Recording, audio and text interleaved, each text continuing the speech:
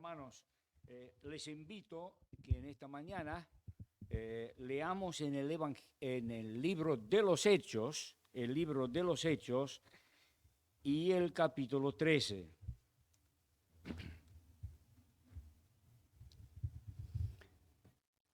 Hechos 13, versículo 1. Había entonces en la iglesia que estaba en Antioquía profetas y maestros: Bernabé, Simón, el que se llamaba Niger, Lucio de Cirene, Manaén, el que se había criado junto con Herodes el tetrarca, y Saulo. Ministrando estos al Señor y ayunando, dijo el Espíritu Santo: apartadme a Bernabé y a Saulo para la obra a que los he llamado. Entonces, habiendo ayunado y orado, les impusieron las manos y los despidieron. Ahora, capítulo 14,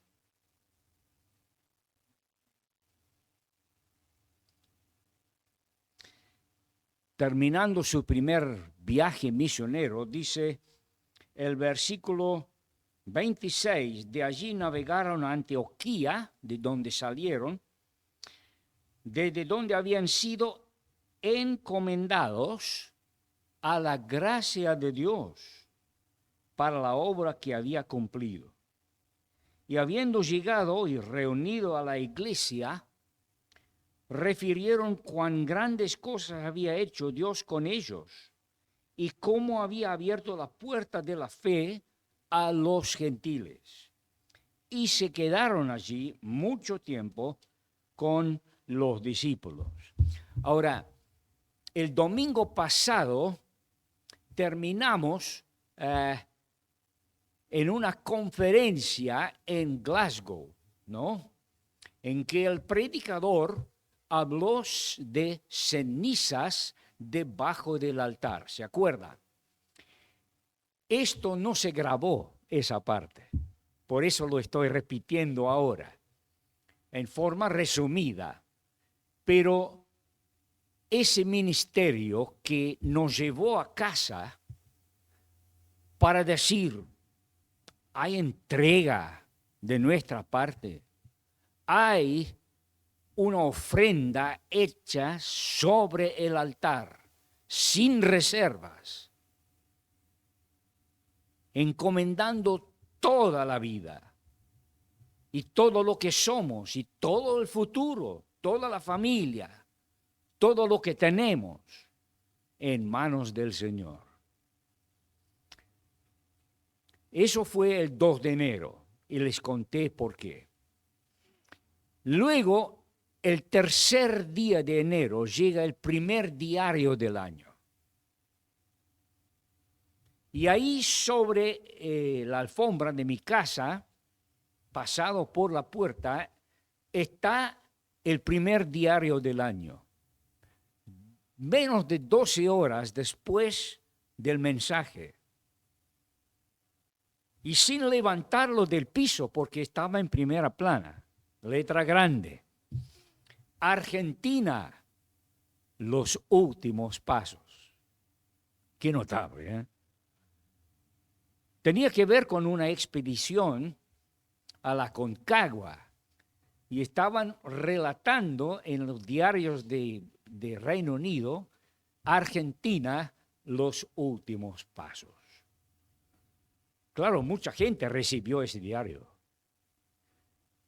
pero solamente un matrimonio había estado en una conferencia la noche antes y de rodillas después de la conferencia y esperando la guía del Señor. Y luego llega Argentina, los últimos pasos. Luego les conté cómo el Señor obró en nuestra vida por medio de un libro que nos regaló un hermano de la iglesia que se llamaba Buscaban una ciudad. Y nosotros habíamos estado enterados casi 2 años antes de las 5 ciudades capitales de la Mesopotamia, el litoral argentino, sin conocer nada de la Argentina. Pero nos quedó esa visión. Entonces, recuerdo que cuando les conté con los detalles que Betty leía el libro y cuando yo estoy hablando en alta voz, con ojos cerrados en la cama, diciendo, tengo hasta temor de pecar, de pedir al Señor una cosa más. Y en ese momento, Betty me dice, bueno, acá está. Y sin buscar otra hoja, está el llamado a la Argentina. Ahora, a partir de ahí, y por eso leí en esta mañana, Hechos capítulo 13, porque ahí se encuentra que no solamente los siervos del Señor se sienten llamados, es personal. Nadie estaba enterado, ni nuestros padres, de lo que sucedía en nuestra vida y la experiencia que estuvimos viviendo nosotros con el Señor. Pero llega el momento en que es importante que la iglesia forma parte de ese llamado. Ahora dice la Biblia, en capítulo 13 de Hechos, que había varias personas en la iglesia, varias participantes, todos involucrados en ministerios, y nos cuentan sus nombres. Y luego el Señor dice, a la iglesia, apartadme Bernabé y Saulo. Ahora, ¿cómo hace el Señor eso? ¿Cómo le manda un postal del cielo a la iglesia para decir, apartadme Bernabé y Saulo? No, mandaría un WhatsApp ahora, ¿no es cierto? Pero ¿cómo logró la iglesia de sentir la necesidad de apartar a estos hermanos para la obra tiempo completo? ¿Sabe qué? Es que comprobamos que el Señor no solamente estaba obrando en nosotros, sino que estaba creando por su Espíritu una percepción en la iglesia de que un día estos hermanos el Señor le va a llamar. ¿Por qué? Porque había toda la evidencia de ministerio como estos hermanos para bendición de la iglesia. Tuvimos una escuela dominical de aquel entonces en un pueblo de 10,000 habitantes, pueblo minero con 100 chicos en la escuela dominical. Yo era responsable de organizar todo. Se llamaba superintendente de la escuela dominical. Y luego, entre semana, tuvimos otra hora feliz. Hora feliz, así como están sentados ustedes ahora. ¿Cómo lo harían ahora? El orden, el respeto, la educación de los chicos de sentarse por 40 minutos y esperar y escuchar un mensaje. Obviamente con canto, con regalos y todo eso. Pero eso hacíamos todos los martes con unos 80 chicos presentes. Que no importaba cuánto frío hacía. Los chicos venían con las gorras, los guantes, las botas, pero a la iglesia iban. Y con toda la seguridad que existe gracias a Dios, prácticamente hasta ahora. Es decir, los hermanos todos estaban conscientes de que estuvimos trabajando en la iglesia. Además, participaba en ministerios de la palabra. Al estilo de los hermanos libres, estaban los ancianos, pero apuntaba a hermanos más jóvenes y daba oportunidad para poder ver cómo el Señor levanta dones en la iglesia. Pablo y Bernabé, Saulo y Bernabé, su escuela bíblica, su seminario, si lo quieres llamar, ¿sabe cuál fue? La iglesia local. No estoy diciendo de que es de más que uno va y estudia y que acumula mucho más conocimiento, quizás en forma más acelerada. Pero al terminar con diploma de haber cumplido 3 o 4 años, no se va con ese diploma el don. El don lo da el Espíritu Santo a cada uno. Y por eso, durante esos años, el Señor permitió de que, estando en trabajo secular, en buena posición, casi diría en el apogeo de lo que era mi trabajo secular, el Señor estaba obrando en la iglesia, creando una percepción en la iglesia local que no nos sorprende que un día el Señor les llame a ellos, sin saber ellos dónde.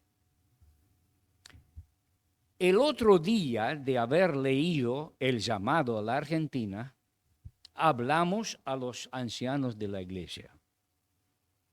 Y ahí descubrimos que había percepción en la iglesia. ¿Sabe por qué? Porque el primero que respondió después de que le explicamos todo, el primero que habló dijo, bueno, queridos, nada de lo que nos cuenta nos sorprende. Es como que estamos esperando que nos cuente algo de esto. Eso fue importante. Y es siempre importante cuando una persona siente el llamado de Dios a la obra del Señor, no va a sorprender la iglesia. La iglesia va a estar consciente porque ve toda la evidencia de ministerios, trabajos, administración, mayordomía, todo a favor de la iglesia. La iglesia es el centro de su vida. Todo lo demás se arregla alrededor de eso. Se lo recomiendo, hermanos. Así debe ser. Pero la cuestión es que esa percepción fue evidente a ellos. Entonces, la encomendación, que no pasó por más que la iglesia local, dice la palabra de Dios que fueron encomendados, y eso es para subrayar en capítulo 14. Porque nosotros hablamos muchas veces de encomendar a misioneros a la obra del Señor. ¿Sabe qué? Descubrimos que no fue así.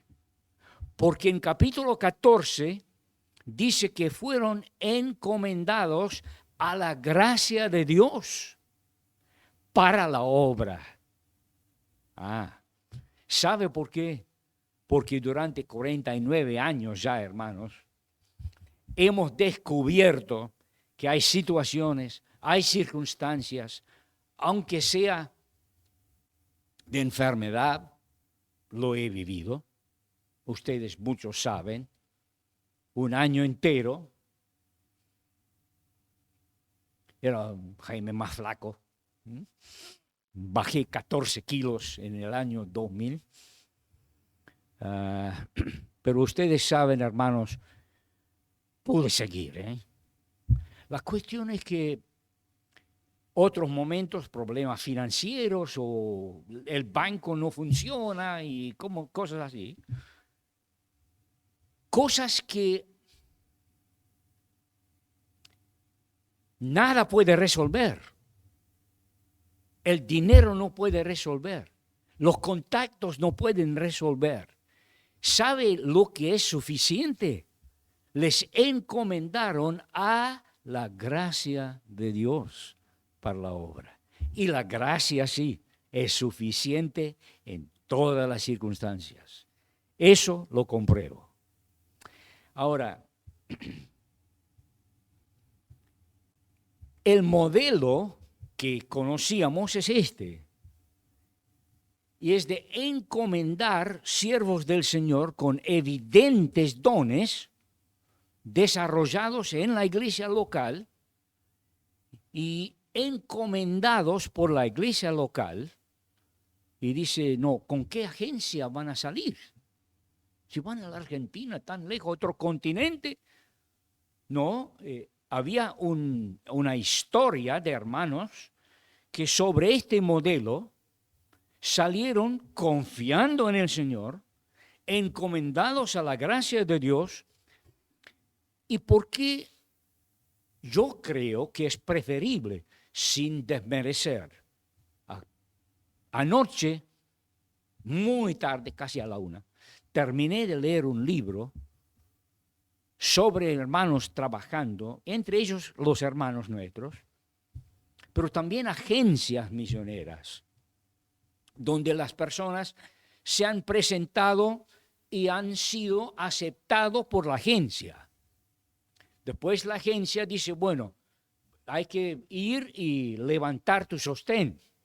Y una vez que tienes todo el apoyo arreglado, venga y te vamos a aceptar y te vamos a dirigir a un campo misionero que vamos a tratar de evaluar tus condiciones y ver dónde realmente te conviene ir, cuánto tiempo vas a estar, qué tipo de ministerio vas a realizar. Nadie nos dijo una sola palabra de eso, ni a Pablo ni a Saulo. Sin desmerecer, hermanos, tengo un alto concepto de la piedad, de la comunión de esos hermanos con el Señor, su entrega hasta la vida.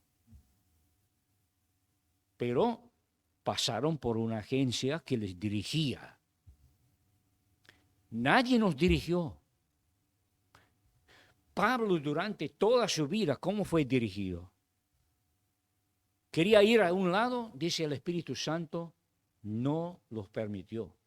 Bueno, vamos a otro lado, dice el Espíritu Santo, puso alguna circunstancia, alguna traba, o alguna enfermedad o algo que no los permitió ir a ese lugar.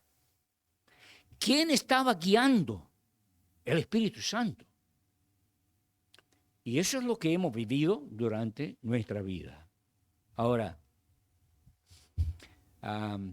lo que quiero decir, hermanos, es que mucha gente dice, pero realmente funciona esto. ¿Y cómo es el tema de sostén? Ustedes saben que salimos de Escocia y no habíamos hablado ni una palabra de cuánto íbamos a cobrar y cómo iba a llegar, pero sí hay un fondo misionero que las iglesias aportan sin ninguna obligación en cuanto a frecuencia o cantidad, pero los hermanos reparten eso y ningún mes es igual que el otro, pero suficiente para cada necesidad que pueda surgir durante 49 años. ¿Funciona ese sistema?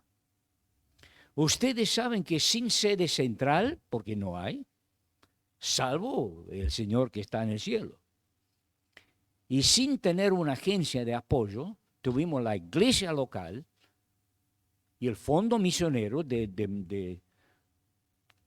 que reparten ofrendas voluntarias, destinadas a nosotros.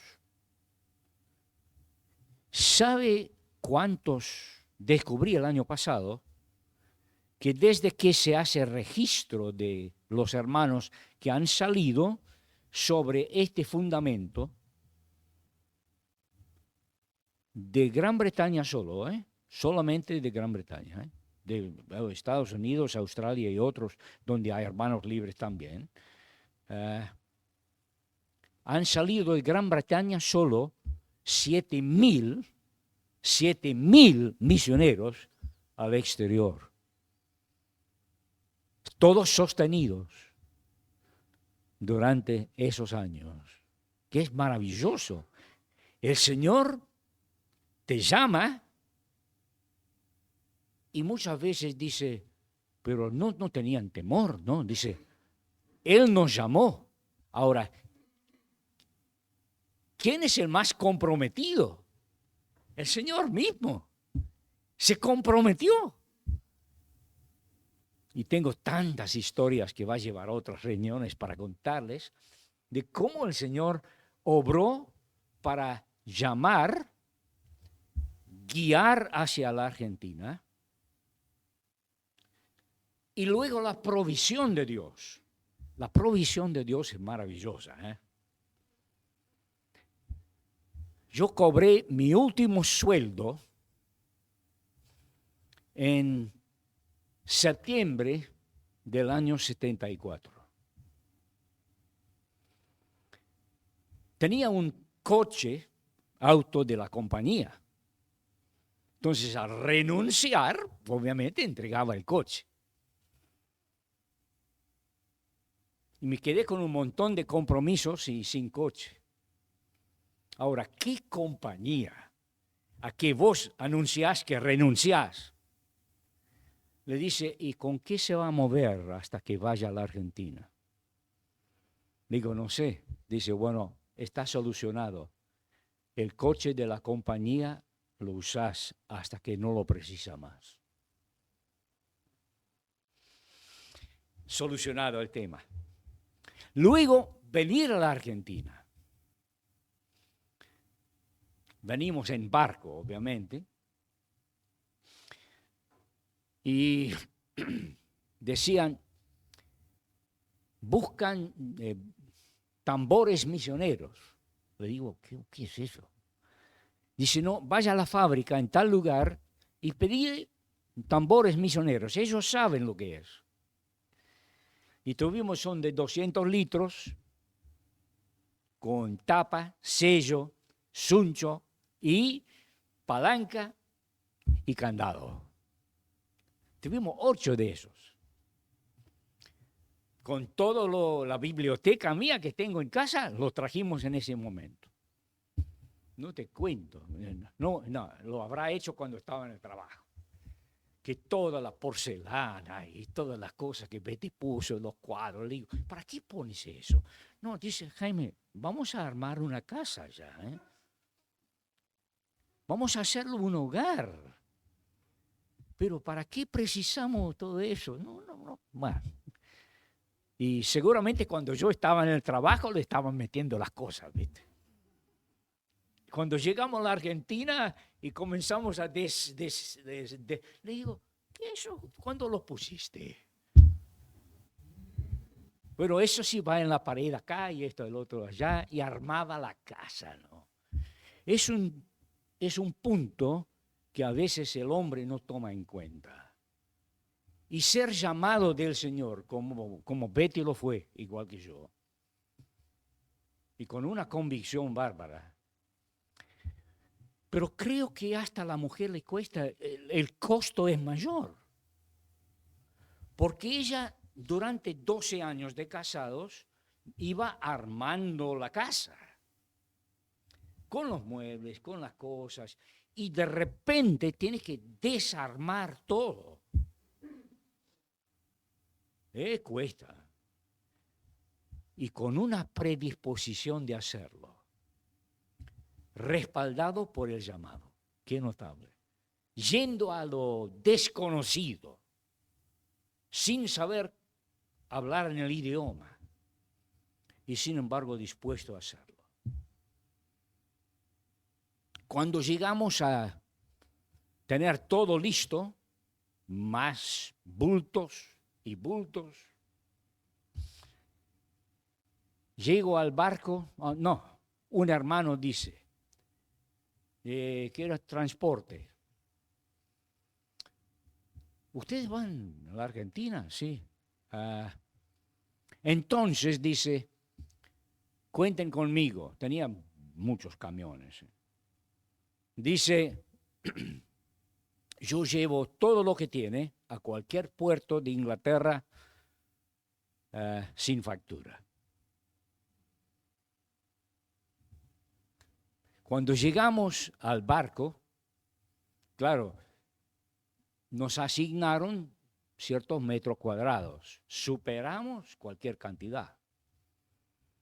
Y yo pregunto al comisario del barco cuando llegamos con toda la familia ahí, y la pregunta millonaria, ¿cuánto superamos y cuánto hay que pagar?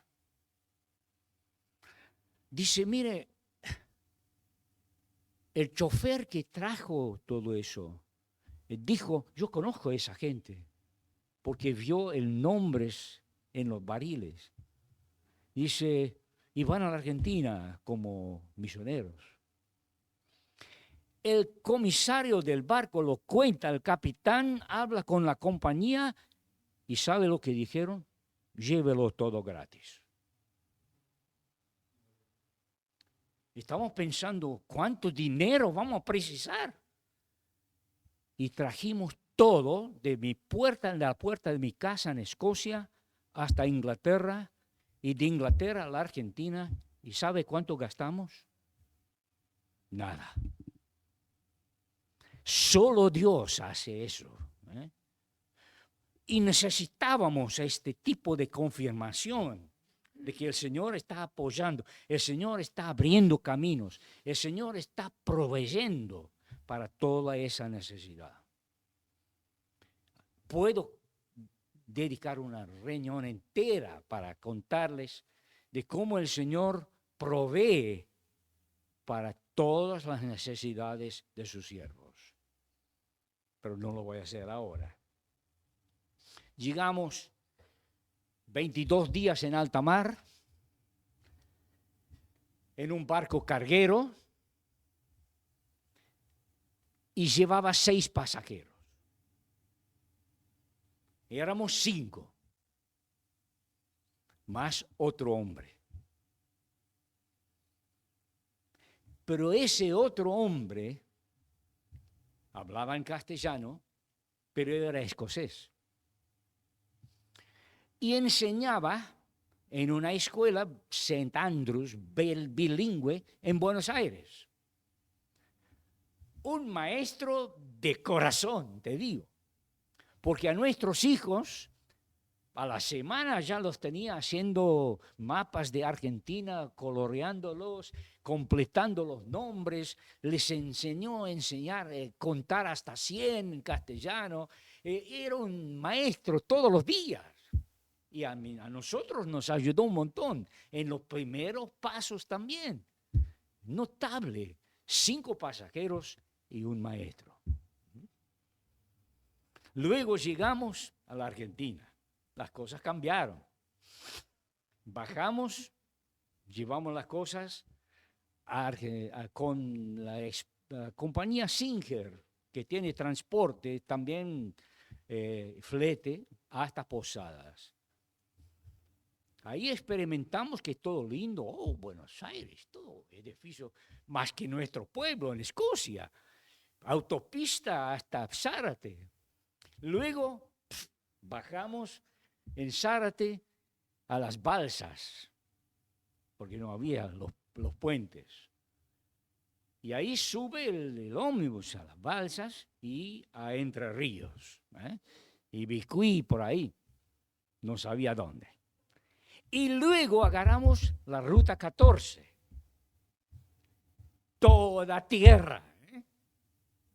Entre Ríos, año 74. Tierra desde Zárate hasta Posadas. ¿Puede creer?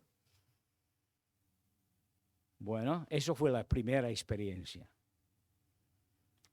Provisión de Dios. Cuando llegamos, cómo el Señor aceleró también todos los trámites, pasaportes. Nunca habíamos salido del país. Fui a la oficina en Glasgow y decían, muy bien, ya lo tenemos todo. En 30 días no más va a tenerlo. Si por cualquier cosa te llamamos, no nos llamen. ¿Sabe lo que pasó? Yo no sé, esas cosas de oficina, no sé qué hizo la persona. El otro día, por correo, llegan los 5 pasaportes en casa. Luego, con esto se hizo la tramitación de radicación permanente en Argentina. Los misioneros acá dijeron en Orán, nosotros esperamos un año, tenga paciencia. Los hermanos Jack de Posadas, que nos habían visitado, dijeron, nosotros esperamos 11 meses. Con esos pasaportes recibidos el otro día, ya lo mandamos los datos a Buenos Aires.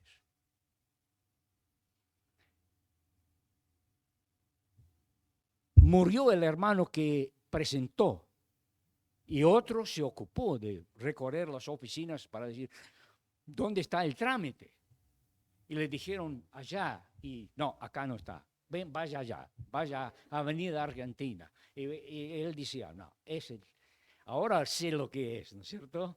Que te manda de un lado al otro. Ese día, a 15 días de hacer la aplicación, la solicitud, ya tuvimos residencia permanente. Que vale decir cómo el Señor iba en todo eso, confirmando el llamado, proveyendo para cosas que no pudimos anticipar y luego llevarnos a Posadas. No tomamos en cuenta que era diciembre. Nosotros viajamos nomás. Y primera semana tengo fotos de los chicos sentados arriba de los bultos con 46 grados de calor en la primera semana. Así que, hermanos, tuvimos un bautismo bastante caluroso allá en Posadas. Pero estuvimos ahí con la mirada puesta en las 5 ciudades. No era la cuestión nuestra de quedarnos ahí permanentemente. Y comenzamos a mirar las otras ciudades. En el año 74, el año que llegamos, un matrimonio se ocupó de ir a Resistencia. Ya estaba cubierta. Y hay 2 iglesias en Resistencia ahora. Linda obra. Formosa, ya hay iglesias en Formosa. Corrientes no había.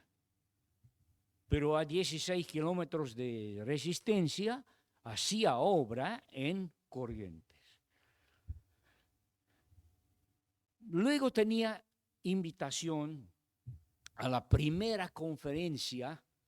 Escuchen, hermanos, yo no sabía cómo iba a ser.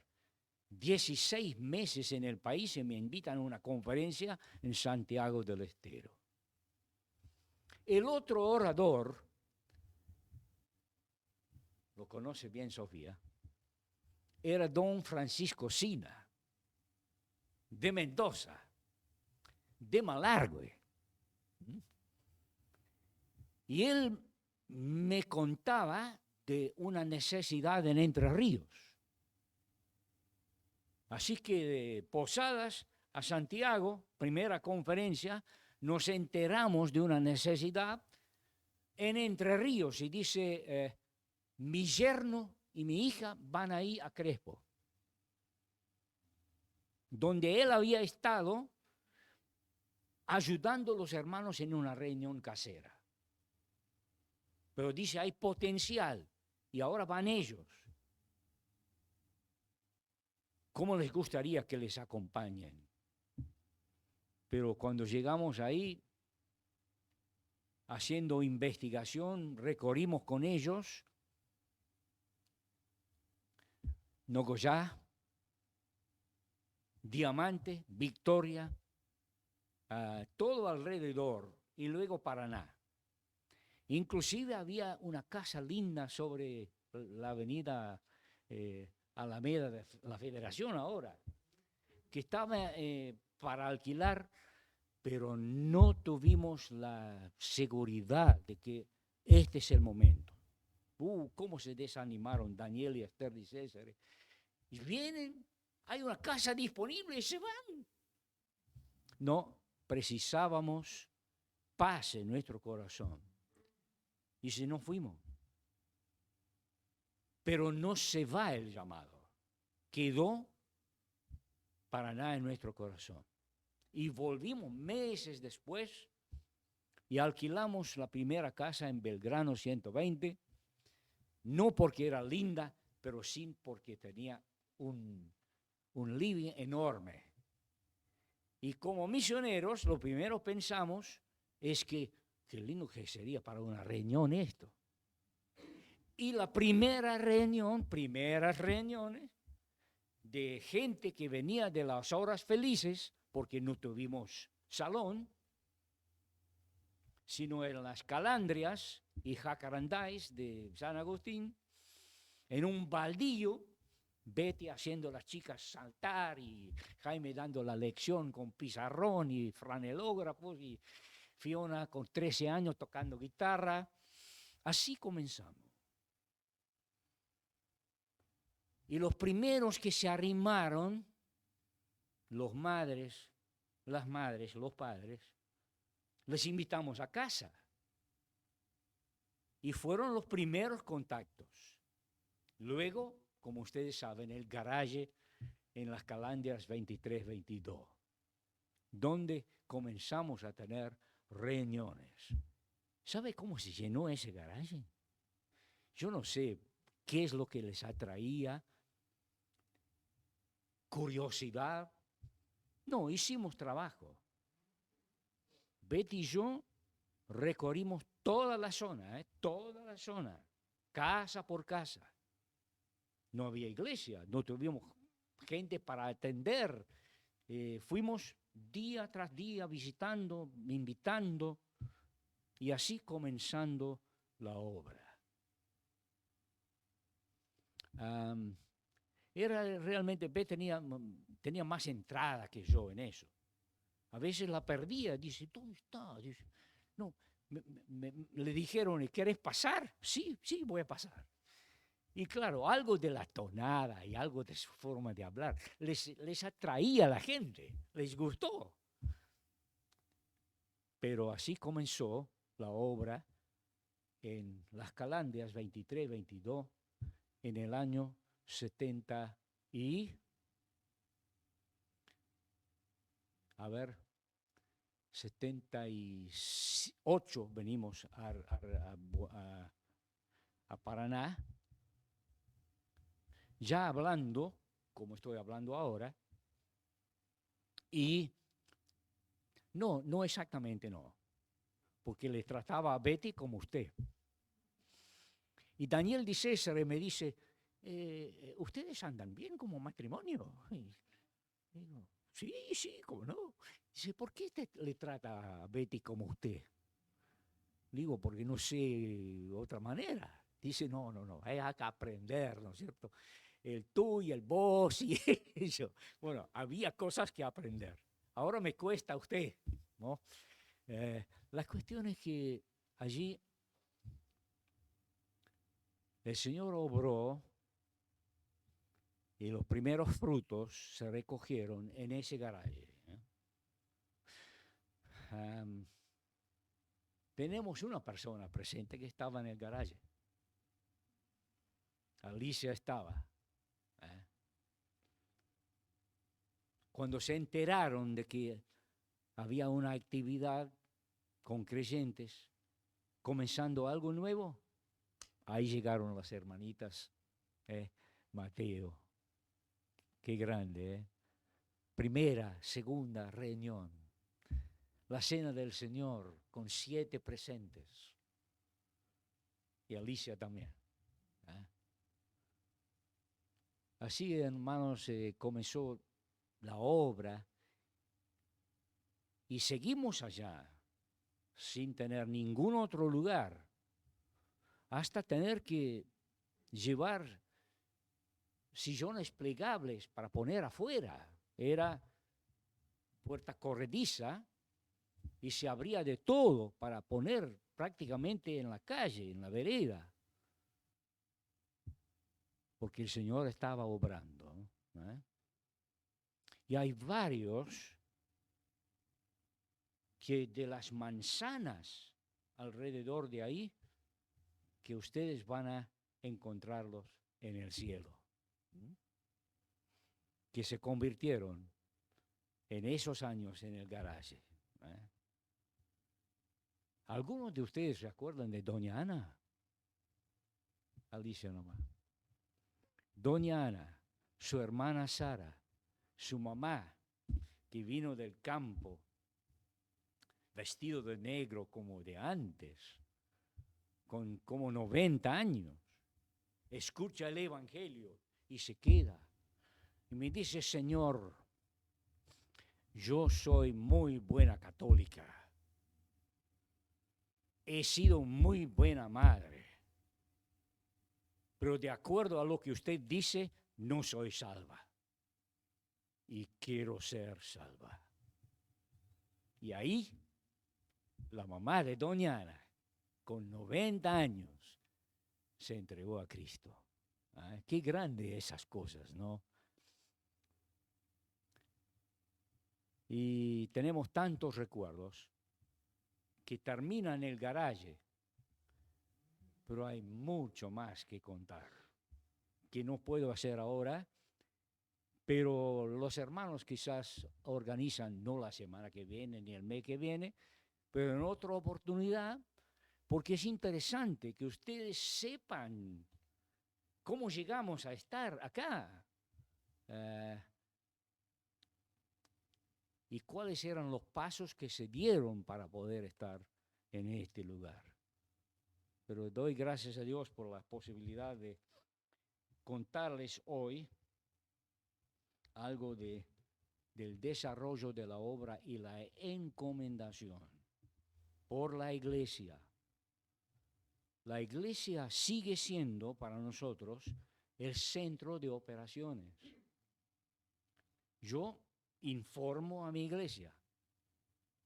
Mi iglesia ofrenda para la obra, para el sostén personal y propio. No cubre todo lo que puede ser el sostén de uno. Pero hay otros que trabajan como pescadores en alta mar, en el Mar Norte. Hay otros que trabajan en fábricas, hay otros que quizás sea un abogado, ingenieros, pero todos los años y todos los meses, sin faltar, el Señor provee. Es notable. Tengo dos cosas que les voy a contar, pero no ahora. Cuando se congeló las cuentas acá y allá, ¿qué hacer? No hay posibilidad. ¿Cómo se consigue plata si están congeladas las cuentas? Pero Dios obró. Si tiene 2 minutos, les cuento ahora. Sucede, voy al banco porque necesito plata. En ese entonces con cheque. Voy al banco francés, era. La chica que me conocía, ¿qué tal, don Murret? ¿Cómo te va? Y le entrego, dice, mira, hay un pequeño problema, qué sé yo, que hoy no podemos cambiar nada. Ah, le digo. Bueno, dice, puede venir pasado mañana a ver si cambian las cosas. No me dijo por qué. Pero cuando llego a mi casa, Bete me dice, ¿sabe qué? comenzó una guerra en Malvinas. Y por eso está congelada todo. No te puede cambiar un cheque que viene de Inglaterra. Ah. Bueno, vamos a llamar al Banco de Escocia y decir que nos manden dice, no, ustedes son residentes en Argentina, la cuenta acá queda congelada también. Así que nos arrodillamos en la casa ahí en Panamá 500, en esa cortada, a 1,5 cuadras acá. Y mientras orábamos, llega el correo. Debajo de puerta, un sobre de Canadá. Adentro, una carta y un cheque. Ahora, mi hermano vive en Canadá, pero no era de mi hermano. Está en una iglesia de allá, pero no era de la iglesia de él. Y además, estas cosas se tenía que decidir 20 días o un mes antes.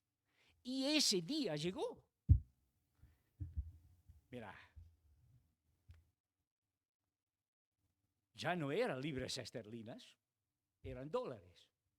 Y además no venía de Inglaterra, venía de Canadá. Agarro y voy de vuelta al banco. La chica dice, sí, hay un problema, señor. Digo, no, quiero cambiar ese. Me miró, dijo, ¿cómo hace ese hombre para que aparecer con otro cheque de otro lugar? Y así cambiamos el cheque, pagamos el alquiler, pagamos el teléfono y pagamos. La precisión de la provisión de Dios muchas veces nos sorprende. Cuando está seco y las cuentas congeladas, el Señor dice, no, en el cielo no hay nada congelado. Y llega en el momento justo. Esa plata también se acabó. Y luego, después de 7 años en la Argentina, llega un cheque de una iglesia que jamás he visitado, o jamás había visitado, en las sierras de Córdoba. ¿Quién puso en su corazón decir, esos hermanos que vinieron del exterior, ¿cómo no tenemos comunión con ellos? Era el primer cheque que había recibido de una iglesia argentina, primer cheque, y llegó cuando se acabó el dinero del cheque de Canadá. Entonces voy al banco y presento mi cheque. Dice, ese hombre nos sorprende realmente. Porque en el cielo las cuentas no están congeladas. El Señor provee. Así, hermanos, un poco de la historia. No es para engrandecer a Jaime Burnet. No. ¿Sabe qué? Quiero que vayan a casa y decir, qué grande es el Dios que tenemos. ¿No? Y cómo cuida a sus siervos. Bueno, vamos a orar. Bendito Dios y Padre, gracias te damos por la manera en que tú obras. Que este informe, Señor, sea más que un informe. Que nos dé una visión de lo que tú eres, lo grande que eres, la forma en que tú llamas, la forma en que tú provees, la forma en que tú guíes, para que hoy esté frente a mis hermanos acá en Paraná. Señor, gracias te damos por las reuniones de hoy. Te pedimos que nos guardes, nos enriqueces con tu gracia. El día de hoy y todos los días. Te lo pedimos, oh Dios, agradecidos en el nombre de Cristo Jesús. Amén.